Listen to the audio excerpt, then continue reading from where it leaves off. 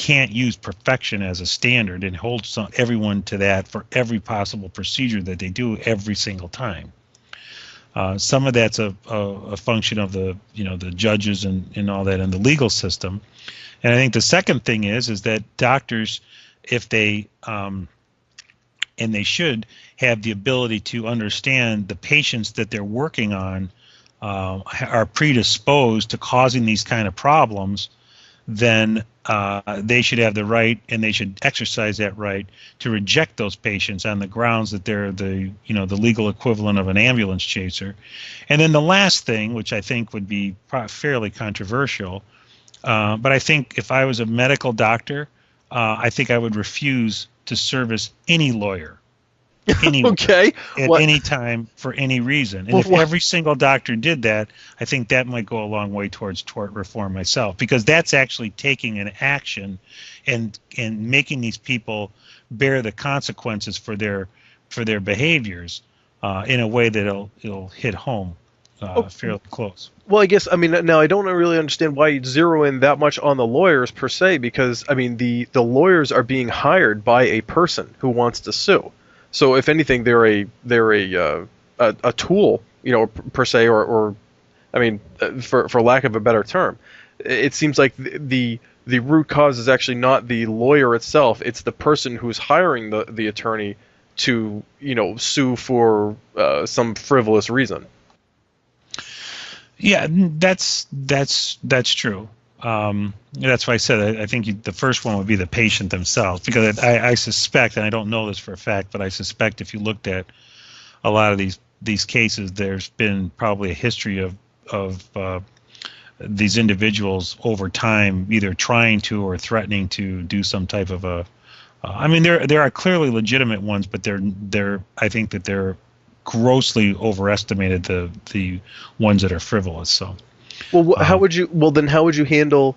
How would you, when you say tort reform? Would you push for like caps on settlements, or how would you, like, for instance, let's say that you have one case where somebody is essentially a serial suer, looking to always try to sue a doctor in a malpractice format and trying to actively set up something that is not based in any type of reality or really any type of malpractice by the doctor, and then compare that to somebody who goes into the hospital, with one leg that needs to be removed and wakes up and the other one's gone. So, like, how would you protect the person in the second case, but shield or try to shun the person in the first case? Well, first of all, in the second case, when doctors make mistakes, like you've mentioned, cutting off the wrong arm or whatever, clearly that's gross negligence, and that is the reason that all the legal people and all those procedures are in place. So I'm not advocating eliminating those. It's more the first one that you said, and I think that if there's some due diligence that's done on these patients as a routine check. Look, if I want to get a layaway at Best Buy, okay, for a $500 surround sound system, they do 15 background checks on me to make sure I can pay my credit card bill and this and that and the other thing, right? And yet if you go sign up for a doctor, they don't do any background checks. So I think that those type of functions, and I think if the person came up, with dirty hands, they should reject them. Okay. As a patient. And the same thing if the lawyers, the same thing is true for the lawyers. I think that clearly there are good lawyers, and clearly there are, like we talked about, negligent cases, and they're prosecuted hopefully to the full extent and properly, et cetera, et cetera. But there's the ambulance chaser. That's where the term came from, right? Group, and those are the ones that by the same reason and for the same ability, they should be checking their backgrounds, and they shouldn't service them. You shouldn't service your enemy. You wouldn't go in a war and find one of the other soldiers laying on the ground bleeding to death and then repair him so that he can get up and blow your head off. That's basically what you're doing. So, again, in a proper society, the doctors would have every right and every reason to do background checks on these types of people and reject doing business with them, because it would not be in their interest. And I suspect that after a fairly short period of time of doing that type of due diligence and rejecting them, they'd either have to move to Canada where they could get their health care for free or whatever. Well, but free in quotes. You got to use free in quotes. Yeah, thank you. Good point. But the point I'm trying to make is, outside of that, I think those would be two huge steps towards it. And after that, I think you'd have to probably argue more on the legal side of it, and which we can do, but probably we should do a separate legal show. I think I don't want to do too much. Yeah, no problem. We can go specifically into tort reform, on another show, like to talk about what exactly define what the reform really is, because that's a very vague term, and even then, it hardly even got talked about now. So we can definitely zero in on exactly how we would actually I think objective review to that.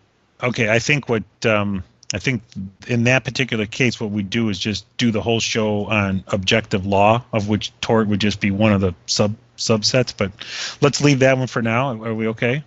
Oh yeah, no, we can definitely go on. We definitely need to. I think we need to focus on that more. But we've got a bunch of other things to talk about. So, we can move on to the next point. So I think and one of the key things here is that any type of regulated industry, you stifle innovation because it's so hard to get in. There's so much red tape. That's why you see less and less, although there have been clearly huge gains in medicine. I don't mean to imply there's not, but there would be literally another order of magnitude gain if the market were left free. And the best example you can use from that is if you look at the software business, which has a very low barrier to entry and very, very little regulation, the amount of innovation it cycles literally in quarters. Right. 2, 3, 4 times a year, huge discoveries, huge improvements.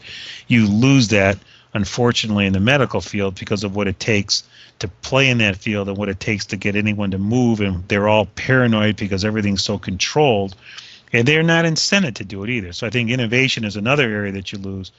And then finally, the whole overarching part of the healthcare is basically upside down or inverted, and that is because today everything is based on cost control, where in a rational society everything would be based on outcome. So I use the example, you go to a doctor, he does a great job, you come out, if your knee feels good or your headache goes away or whatever the particular is, pay your bill in full. The better he is, the more patients he's going to get, the more he's going to be able to charge, just like a good restaurant, right? The more profit he's going to make, good for him. He's delivering value to his patients until such point that he charges so much that nobody can go there anymore, and then he'll adjust accordingly, presuming he has to. Right, or some competitor will make him adjust. Or some competitor, exactly. Now, how does that compare to what we do today? Today, everything is based on cost. It's how do you manage the cost. It has nothing to do with the outcome.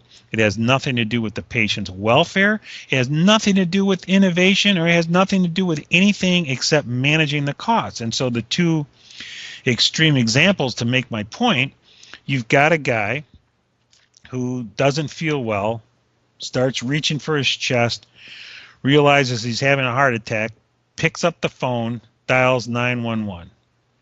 They come and pick him up. They drive him to the hospital, comes into the front door, hands the girl his insurance card. Just as she hits the last couple of keystrokes into the computer, everything's registered, the guy dies.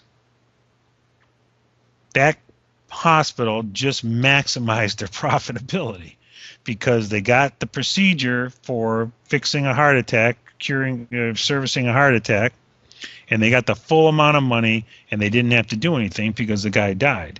Now contrast that to same scenario, guy comes in, gets registered, goes through the procedures, has multiple doctors look at him, multiple tests, multiple days turn into multiple weeks, and the guy comes out of the hospital 3.5 weeks later with a $250,000 bill.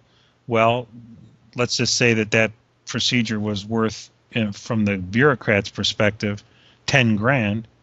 So the hospital's out the difference because they're going to get paid the same amount of money for the guy that died in the lobby as the guy that stayed there for 3.5 weeks.